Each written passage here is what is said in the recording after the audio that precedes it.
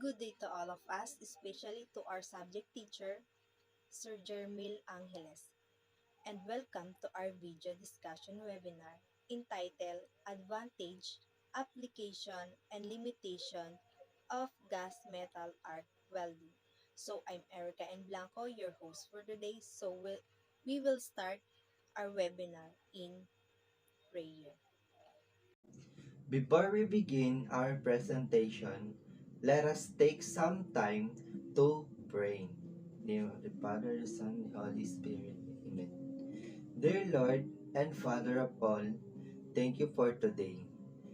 Thank you for your ways in which you provide for us all. For your protection and love, we thank you. Help us to focus our hearts and minds now on what we are about to learn. Inspire us by your Holy Spirit as we listen and write. Guide us by your eternal light as we discover more about the world around us.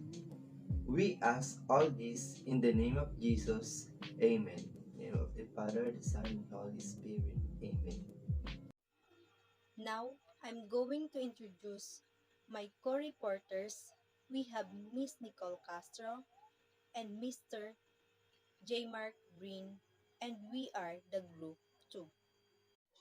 And now to discuss the objective of this discussion about advantage, application, and limitation of gas metal arc welding, may we call on Miss Nicole Castro. Our learning objectives are, at the end of the lesson, I am able to define what is Gmaw, differentiate the advantage and limitation of Gmaw, discuss advantage, application, and limitation of Gmaw, identify limitation, analyze the application of Gmaw. Thank you once again, Ms. Nicole Castro, for giving the objectives of this discussion. And are you ready to our topic that we are going to discuss for today? So, what are you waiting for? Let's start. The first speaker is no other than Erica and Blanco. Gmaw, in a simple term, is joining of two metals by the use of an electric arc and continuously feed filler materials. The equipment necessary for these processes consists of a constant voltage power source, a wire feeder, a welding gun assembly, a power cable, and a control cable that run from the power source to the feeder, and cable, ground, and the clamp, properly called work cable assembly. And there are a advantage of gas metal arc welding or Gmaw. First is can be semi or fully automated, good for thin metals or thick joints, minimal cleanup and not prone to chipping, flexibility because can weld in any position, cost effective, that's why fast welding processes, minimal waste because the electrode is consumable. Advantage of GMA welding in addition to being applicable in various sectors.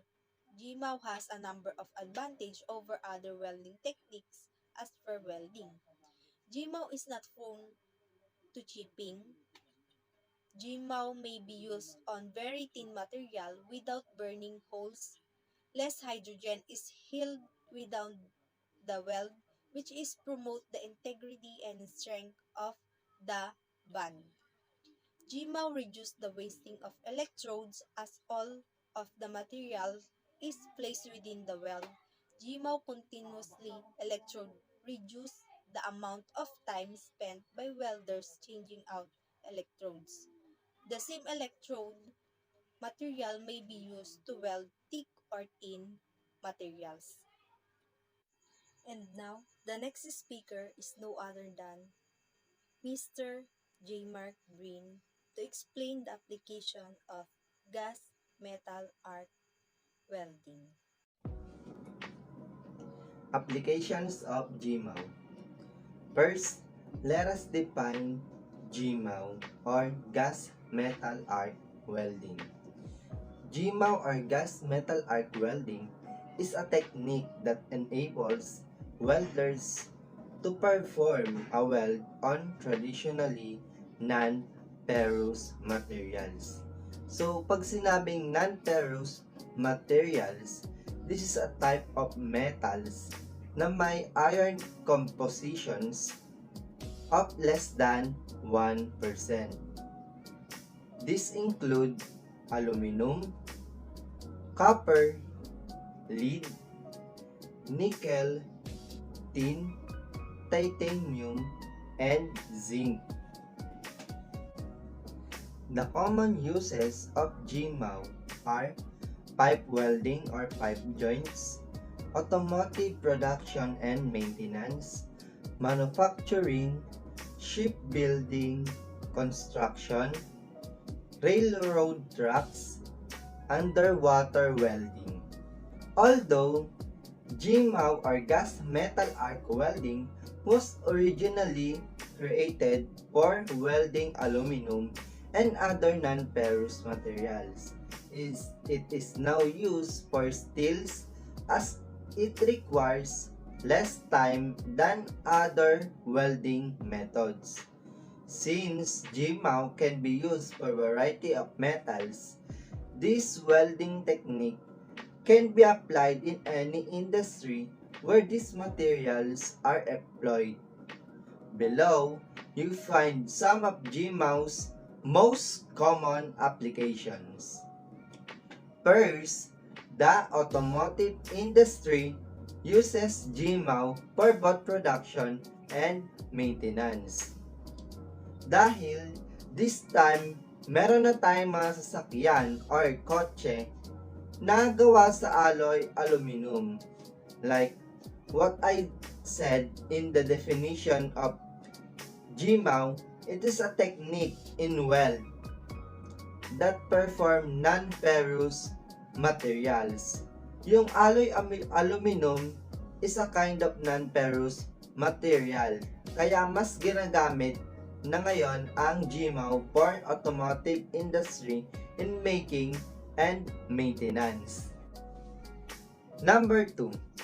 Robotic assembly lines use Gmaw for time-efficient manufacturing processes. Kasi mas nakaka-save sila ng time kapag Gmaw ang kanilang ginamit sa pagbuo ng robot. Because traditional welding, disassembling robot methods will take up 2 to 3 days. So, this is a very time-consuming. Sa pag-assemble pa lang yon. Number 3. Pipe fitters use Gmaw during the welding of pipe joints. Because according to research, yung paggamit ng Gmaw sa pipe fitting can make your pipe durable and long-lasting. 4. The rail industry uses Gmaw for fast, durable repairs or construction of railroad track. In this, the durability of Gmaw of the repair compared to other. Sa panahon ngayon, mas okay gumastos ng mahal pero matibay. Kesa naman bibili ka ng mura, palagi naman siyang nasisira. Why I was saying this? Because buhay ng tao ang nakasalalay pag hindi matibay or hindi nila tinibayan ang railways nila. Naging practical lang sila sa rail industry. The limitations of Gmaw will be discussed by Miss Nicole Castro. Thank you, you, Mr. Jaymark Brin. Now, let's talk about the limitations of the Gmaw process. There have 5 limitations. First is the sensitive to contaminants. This is the process that can only handle low to moderate levels of surface contaminants such as rust, mill scale, dirt, oil, and paint. All of these have potential to create problems such as porosity, incomplete fusion, bad bid appearance, and even cracking. Second is the portability. Moving the welding equipment may not be that tough, but you also have to handle the high-pressure cylinders that contain the shielding gas. Proper care must be taken. The third is sensitive to wind. The shielding gas used for MIG welding can easily be blown away when welding outdoors. Even inside, a fan or a wind draft of a low as 5 miles per hour can be enough to cause porosity. The number 4 is lack of fusion. Due to the ability to weld at low currents, this process has the potential for lack of fusion when running in short-circuit mode. Make sure you always use the correct procedure for the thickness of materials you are welding. There is a reason why the American Welding Society does not have pre-qualified procedures using the short-circuit mode of metal transfer. The fifth and the last is the open arc process. As with most welding process, Gmaw exhibits an open arc.